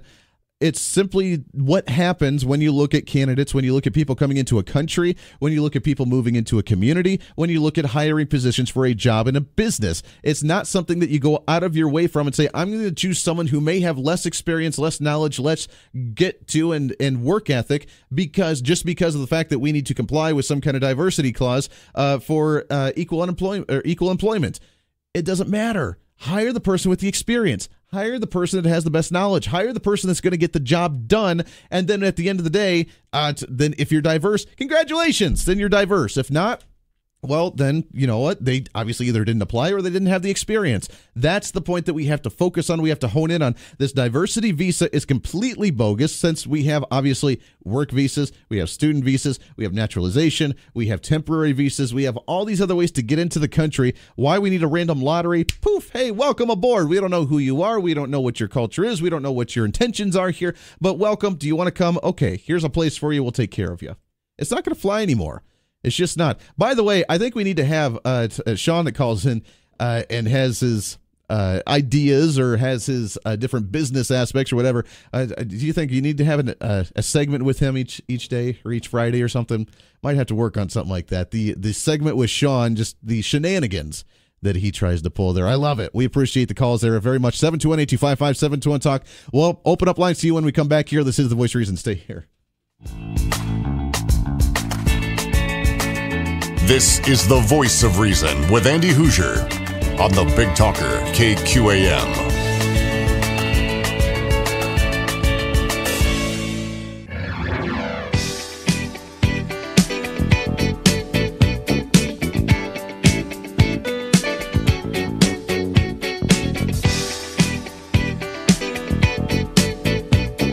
Back into the Voice of Reason, wrapping up the show today. It's a Friday. It's a free-for-all Friday. Appreciate you hanging out with us, along with, as you know, it's the perfect way to kind of end the show, to make you hungry, to get you ready. This portion of the Voice of Reason brought to you by the Inman Harvest Cafe, 112 South Main Street in downtown Inman. It is a Friday. It is a free-for-all Friday. It is the Friday before daylight savings time to get that extra hour of sleep, although they rightly pointed out if you don't have kids. But it's also Fried Chicken Friday up at Inman Harvest Cafe, and Katie's on the line with us. Katie, the fried chicken, I can smell it from here already. I know. I can smell it from here already too. But then, to be fair, I'm in it. So and just enjoying it. You can see the beautiful fried chicken all over the place. It's a wonderful thing. It is a wonderful thing, and it really starts at the very beginning of the week and just builds until Friday. So by now we're just really pushing it to get everything out there. When we talked before, I said we were going to have ranch potatoes, and we're still having ranch potatoes. It's glorious. I love it. I said we were going to have chicken enchilada lasagna, which is like a creamy. It's a white sauce, creamy sauce with some green chilies and chicken, and then cheese, and then we layer it. It's an enchilada flavor with a lasagna feel, because I love lasagna, so I like to turn everything into a lasagna. That's perfect. I mean, it's easy to eat. Unlike It's Garfield. delicious. Absolutely. Yeah. I mean, lasagnas and enchiladas. The spiciness of it is a spicy thing. There's a little spice there, yes. Green chilies are a little bit spicy, and I did get the medium green chilies instead of the mild green chilies this time. Good. We'll have our homemade salsa out there also to kind of top it off, and it's really, really warm and gooey and yummy. I know we're getting into the cold season, and people just love to come and have that warm gooiness. So I love big gloppy messes. Hey, that's the best kind of thing to have. It's perfect. Yeah. Absolutely. Yeah. So you have that going on. You have the buffet from 11 to 1. You have the big buffet from 5 to 8 o'clock. Right. Along with that as well, you have, of course, the pies and everything else that's going to be on there. The roast beef, as you mentioned, as well. So you have the entire slate ready to go. We try to have something for everybody over here. That way, if you drive from any distance at all, you're going to get a great meal. Even if you don't like fried chicken, there's so many other options here. We've served breakfast all day. We have great burgers. Our roast beef is phenomenal.